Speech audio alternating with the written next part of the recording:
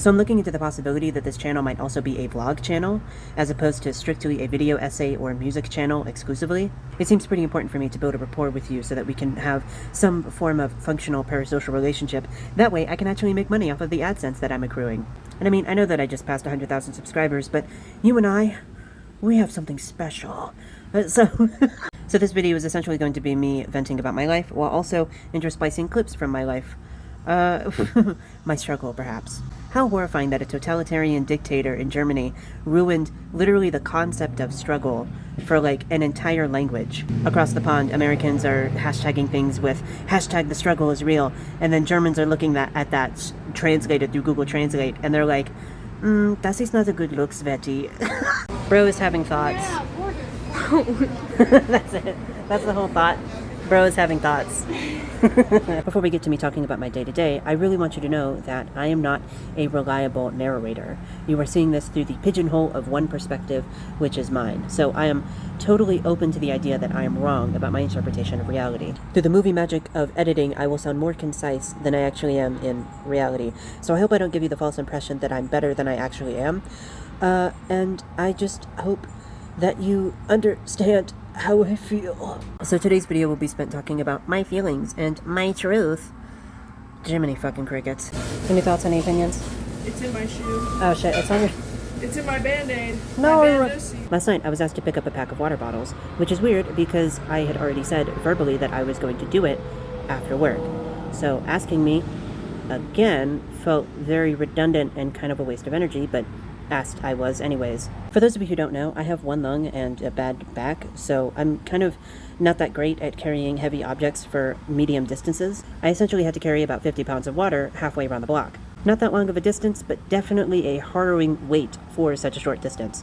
So I had a harebrained scheme where I would just steal a shopping cart. Not steal, just borrow for 30 minutes. Where I would just take the shopping cart around the corner, and then I would unload the water and then take the shopping cart back. Eventually. This is the stupidest sounding idea I've ever had. Oh my god, the lights just turned on. I'm taking the cart home so that I can carry 2 things of water. So what do you think was the first topic of conversation my dad had as soon as I got home, after lugging a shopping cart through a gravel driveway for 3 minutes and hoisting 50 pounds of water into the house?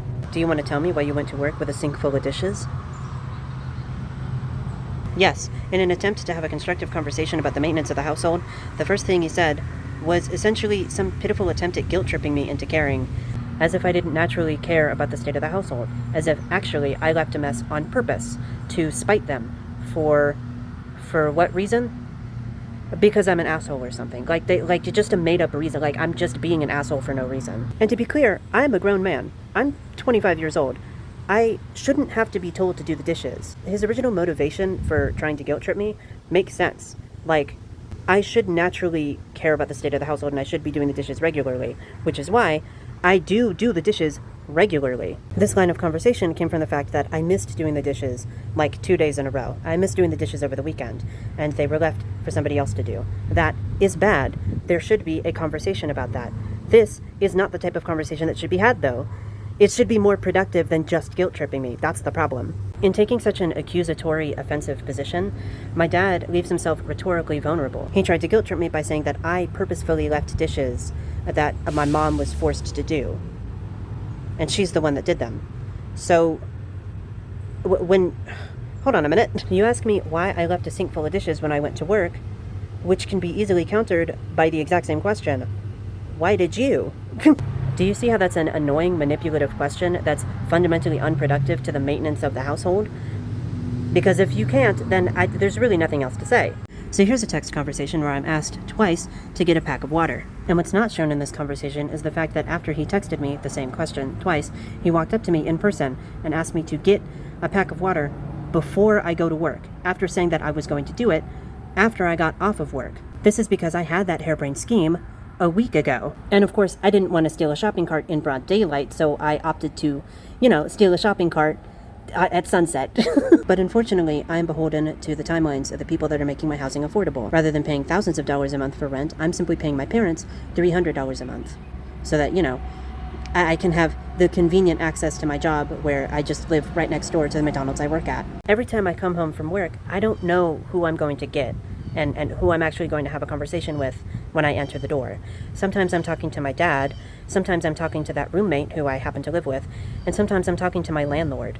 And this has caused one of the worst strains in our father-son relationship that I have no solutions for, because I'm at the receiving end of it and not at the giving end of it. It's so hot in this building, my drink is fucking crying. So I work 12 p.m. to 8 p.m. I work mid-shift, and that's a couple hours off kilter of my parents, who usually wake up around 6 or 7, I'm so sorry, who wake up around 6 or 7 p.m.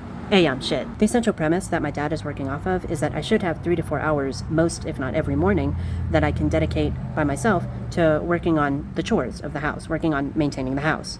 I'm going to contest this for 2 reasons. The first one's going to be subjective, so you can take the first one with a grain of salt. But the second one, I think, actually has more rhetorical substance, so take of that what you will. First things first, I'm not much of a morning person. I'm literally physically still in my nightgown. Here are my nightgown pants. But that's pretty subjective. I do think that that can be changed. People can just build better habits in the morning. So I'm not going to concede this one. My more convincing argument involves the fact that you guys don't get to come with me to work. Like, you guys don't see me in a working mindset or in a working type of flow state. And so your guys' perspective on me is almost exclusively held to what you see of me after work, which is I'm getting ready for bed and I don't want to do much. I have a sudden burst of energy because I just get off of work and I just have more energy in the evenings, which means I'm doing a whole bunch of this, that, and the other thing that's not involved with any sort of cleaning whatsoever. And so you guys just kind of see me as this meandering layabout instead of the working person that I know that I am, because my cleaning tasks conveniently take place in a time of day where nobody's home, or at the very least, nobody's actually paying attention. On the days where I do happen to participate in rotating the dishes, nobody notices because that's just the thing that's supposed to happen in order to have a clean house. And it happens when nobody's home. So no matter how many times I clean the cat boxes or take the trash out, or days where I do actually do the dishes, which I've done before and will continue to do, you guys will continue to have this faulty assumption that I'm lazier than I actually am. Fancy, do you have anything to say to the fans? It's majestic, though, I will say. It is perfectly friendly. Right, nothing to say. For itself. You need a second. Can you give me a second? You have to do your thing, yeah. All in all, I get the impression that my parents believe that I truly hate them for no reason. Like I'm evil or something. One day we had spaghetti leftovers. I packed it away in one of my Tupperware containers. One morning I ate off of that Tupperware. I didn't eat out of the container. I scooped food out of the container, put it in a bowl, and ate out of that bowl. Nonetheless, I got home that evening and my dad erroneously believed that I ate out of the container. And so he believed that he couldn't eat out of the same container, and he was upset with me that I left them nothing to eat. After 5 or 6 seconds of thinking of a good response, I quickly realized what he was asking me, and so I stepped away, looked at him like he was stupid, and said, "What a weird way to ask me to go to the grocery store if I could get you guys something. I can. What do you guys want me to get you?" And then I bought them a loaf of bread and we all had sandwiches. And that is what has been happening to me 3 to 4 times a week. That same style of anecdote is just, they'll be upset with me over a thing that we could just have an easy conversation over. And that just keeps happening. And it's the reason why I'm emphasizing my parents is the fact that it's not just my parents. It's my parents and my coworkers and my doctors and people who say that they're my friends. This is just happening constantly.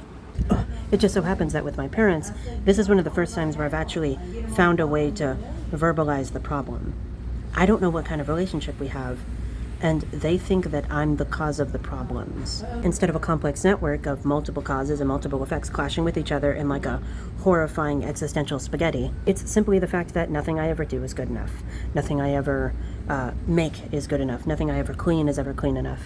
It's just this constant, I'm always the problem, da-da-da-da. And it's with 2 adults that are persistently miserable, constantly, because they are going through the process of death. Their lifestyle is that of neuroses and stress. And so they are literally, slowly but surely, dying at the hands of their own neurotic behavior. And then I just have to sit here and witness it and then take the BS, which is horrible. I don't want to remember my parents like this. I don't want to think of anybody like this. That's the thing. Like, the latent assumption that I hate them is coming from their behavior of them thinking that I hate them. It's a self-fulfilling It's a self-fulfilling prophecy, but it's really just a self-fulfilling problem. It's a paradox. I don't want to end this video on a bummer, but that's kind of where we're at. I'm just in the middle of a problem in terms of my living situation. I'm constantly told by my dad that I'm making too much noise. So now I'm filming this video at work. And lo and behold, oh, I'm spending too much time at work. So I go outside and I film a video outside and, hey, who are you talking to outside so much? So then I tell them what I'm doing and where I'm doing and why I'm doing it. I don't know why you're telling me what you're doing. You're grown. Just go do your own thing. What if I throw up on you, projectile vomiting into your mouth? If anybody has any solutions to this problem that don't involve giving myself, like, severe brain damage, now would be a great time to tell me.